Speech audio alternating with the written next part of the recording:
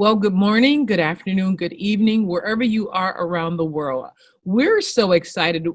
Just in from my producer is that we are getting people from Cairo, Egypt, from places I can't even say the name of, but we do welcome you and we thank you for being there with us. We thank you for jumping on the site, WYTV7 .org, jumping on the site and finding out what's going on with this organization, WYTV7 Christian Broadcasters Network Incorporated.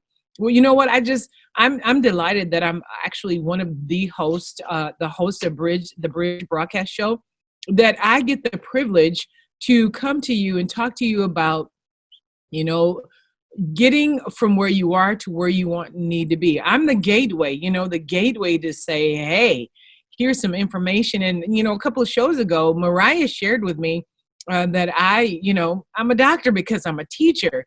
And so I was saying I was living in her dream. I'm a living proxy in her dream of being a doctor because she's at the School of Natropathy right now, and she's there learning, and she's being a servant. She's co-laboring with us, just as, we co-labor with Christ, on how to live our best lives, living above and not below. The Bible talks about it. He said he came to give us life in abundance to the full until it overflows. And he wants us to live life in abundance. And are you living life in abundance? Are you at a place where you have received all that God has given to you? And you know what? There's another scripture in the Bible that talks about my people perish for lack of knowledge. And this is what we're doing. We're giving you knowledge on how to be better, how to be whole. And this is the thing, from where you are to where you need to be. You know what? You may not have even thought about it, but now that you have heard this, you need to sleep better. You need to have a healthier heart. We need that if we want to live life so we can be productive and purposeful. You know what? It's three score and 10. That's at least 70. I want you to live your full life. You have things to do. You have people to reach that I will never reach. And so let's do this for your heart, for your health, for your sleep. Today, we're going to learn from Mariah more things about sleeping, and we're going to bust the myths around sleep. Mariah, help us to know what we need to know. Hi, everybody. Thank you again, everybody around the world. Hello. Thanks for being with us. Yeah, I am so pleasured to be here today with you all and to be able to enlighten you, to make you teachers, to make you followers and disciples in what we're doing for our own health, for living the best lives possible, so that we are walking ourselves back to the garden, so to speak, of I believe God wants us to be whole and happy and in community with one another. And we are doing that here today. Oh my God, you said something so amazing. Back to the garden. Everything we needed was in the garden. He gave us herbs and, things to live on. And, even though we're not talking about that in this show, everything, we can talk about that. Mariah wants to talk about that. So Mariah, tell us what you want to tell us. So, I mentioned that because I wanted to talk to you guys about sleep and some of the myths that we hear about, what's good for us and what's not. So there's this neuroscientist from the University of California, Berkeley, named Matthew Walker, and he wrote this incredible book, Why We Sleep. And some of the things that he goes into are just incredible. It's a great book. Go check it out. And with that, he talks about this kind of folklore idea that we have of counting sheep in our sleep, that, I can't sleep, Mom.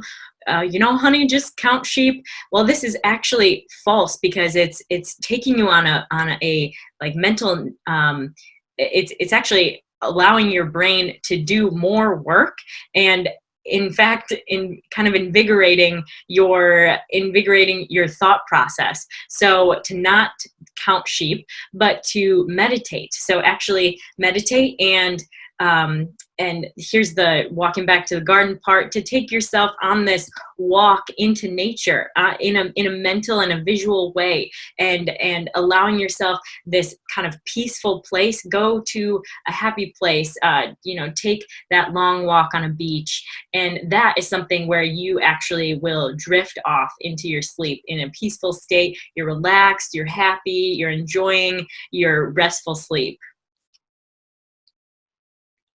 Mariah, I would be kidding myself to say that everybody knows how to find that path to a place of peace. And I know we all have different living environments and different things that we worry about, finances, you know, uh, health, career, um, social relationships. There's so many things that take us off the track. And I had an opportunity, getting talking to young people. They really make it plain for you, and they really highlight kind of the essence of our social state. And when I say social state, social media, a lot of people get lost on social media, and I can't put, people, looking into somebody else's life, and you can't bring yourself down to walk in that place.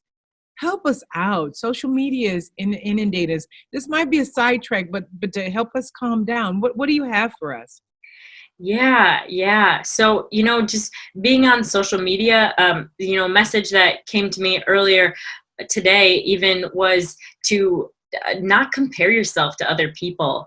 This is something that we look at what we don't have, but look around, open your eyes and see what you do have. You have so much, and you have abundance, and you just, it's training our eyes. It's a renewing of our minds and a renewing of our thought process, retraining our brains into something that is powerful. And we see the beauty that is right there in front of us. So this, social media trend, I just look at it as it being a way to connect and being a good thing, but to know when you're taking too much into account, and you're, comparing yourself with one another, that we are all one, and we all have our unique gifts to offer.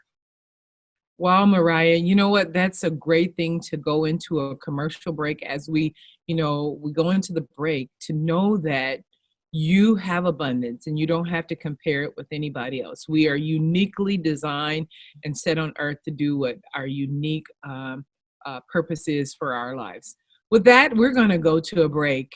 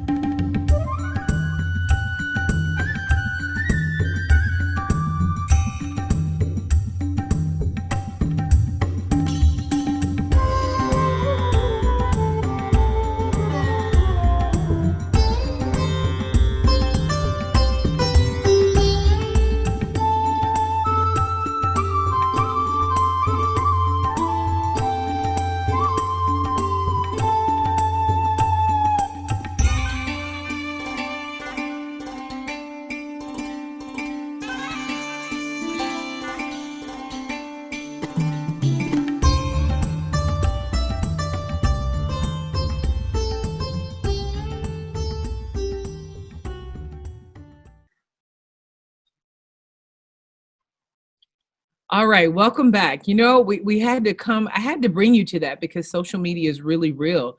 It really impacts our life, and it impacts our sleep. Some people even worry. And if you found yourself in the place where you're worried, or whatever is impacting your life, you know what? Mariah is going to give us some more tips on how to navigate this journey, like going back to the garden. Okay, continue on with your tips, Mariah. Absolutely. Thank you. Yeah, with that whole idea of the garden, I just want to bring the water component in there. And then some of us, we think about those ocean sounds or that white noise to help us sleep. So there's actually no data out there saying that rhythmic nature is in fact helping you sleep. However, there are different tones, and there's those alpha and brain waves throughout the music. And with that natural rhythm sound, it is soothing and relaxing. With that has been, it's hard in this field of study in some ways, because there isn't hard evidence all the time, because it's different for every person and their whole picture of their lifestyle. So if you're doing a particular study for the benefits of natural sounds during sleeping, there could be many other factors that we can only do so much to to try and have as guidelines. But really, when you think about your lifestyle and having it be in a natural way, to really get back to nature, get back to a wholeness, get back to the natural sounds around you, and whatever works for you. And you have to find your own path and your own sleep journey that is going to benefit you. Mariah, tell us where can I look to find that? Say, I don't know, white noise. Where can I go? Yeah, there's Spotify today, even YouTube videos. It seems like there's everything on YouTube nowadays. But if in fact, I've even gone and recorded some of my own sounds, and early in the morning, in the springtime, when there's the birds chirping and whatnot, or if you get the opportunity to find yourself by a stream or a river, just record that soothing sound, whatever is suitable for you. But yeah, I would say YouTube has a lot of those things on it. Awesome. That's good. Some good resources. So if you're looking for that assistance, go look up it's good sleep, sounds or, rhythms. You'll find it. If not, reach out to us and we'll try to help you out. Mariah, what else do we have? Right. Yes. Yeah. If you're looking up any sort of meditation videos, that you'll be able to find those on there. And I want to bring that into our next point of talking about napping. So with our busy lives, do we get enough sleep, and can I take a nap? And yes, you can. And if it is at the same time, try to every day. That there is evidence of saying that getting those 20-minute power naps are helpful and beneficial for your body. But also no, because you're breaking up that adenosine is the chemical that builds naturally throughout the day to help make us tired. So you're kind of breaking up that time, and when you sleep, it kind of gets depleted again. And so when you sleep and you nap, you have more energy when you wake up, and you have so that chemical, you have more of it later in the day, which you're not supposed to. So that, and it can make it harder to fall asleep. So the danger of napping and kind of that pressure of having a good night's sleep. Mariah, I don't know if I should be jealous of my husband because he naps really well. I mean, he can just sleep and then go back and get some more sleep. I was like, how do you do that? How do you sleep so much? But it's okay. I tried it. I tried napping, and I literally have to be so tired that I'm just tired. And so napping for me, if napping for you works, great. If it doesn't work for you, it's still okay. But knowing what works for you so that you can have a better night's rest. Yeah, and to keep it at that same time. So, if you do hit that 2 p.m. lull, okay, do your regular 2 p.m. 20-minute snooze, and continue on with your day. And so that's a productive way to go about it. So that going into my fifth tip with that your sleep pattern and getting into a set schedule. We were talking about sleep hygiene a couple weeks ago, and that sleep hygiene is so crucial, and staying in that pattern. So if you do get that monophasic sleep from 7 to 8 hours that we normally do get, that's one way to do it. Or you can have the biphasic, so having two different phases of the 5 and 6 hours of sleep at night, and then you have, your 20-minute to an hour nap later on in the day. And that does come from more of a kind of tribe mentality, and a little bit with the siestas post lunch, that we are somewhat hardwired for that. So whichever way works for you, know your body, know yourself, and just be inspired to live your life holistically the way that it's suitable for you. Mariah, this has been an amazing journey talking on part 1, part 2, now part 3 with busting myths on sleep hygiene. Boy, I never knew that there was so much to know about sleep. I thought you just put your head, you just close your eyes and you go to sleep, and what you've just showed us over the last several weeks is that there's things that we really need to know. And really, this is the repairing cycle. And so as we wrap up, excuse me, as we wrap up this series, is there anything from the whole series that you want to remind us, just, on sleep hygiene and the myths? Is there anything else that you want to tell us as we close this out? Yeah, I would really just like to highlight for like living your best life, and to reap the benefits of the life that you sow, the seeds that you are planting every day. These are boosting your immune system, they're helping your heart, they're helping your mentality, your mood, and breaking chains of stress, of anxiety, of depression, and really being able to connect better with one another, with full minds, full hearts and bodies, well rested and full functioning, to live the life that God has placed for us, and to do his work, to continue to serve and continue to breathe life into one another. And we were doing that today. And I really hope and pray for each one of you listening today that you have some extra breath of life into you, and to breathe life into other people as we serve with our hands that the Lord has given us. Amen. And you just have declared something over our audience, and I hope that you received it. It may not have been close your eyes and pray, but she declared and literally prayed over your life. She spoke abundance, like we talked about at the beginning. You have knowledge now, and it is not God's will that you perish because of the lack of knowledge. And so today we just encourage you, as we close out, reach out to us. I'm going to give you a challenge. Try these tips. Try the tips that you've been getting.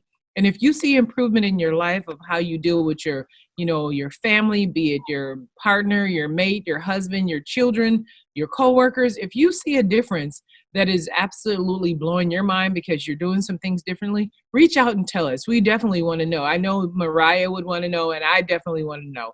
And so, with that being said, you've got some things that you are now accountable for. I'm going to hold you to that. So I look forward to seeing you in our next show.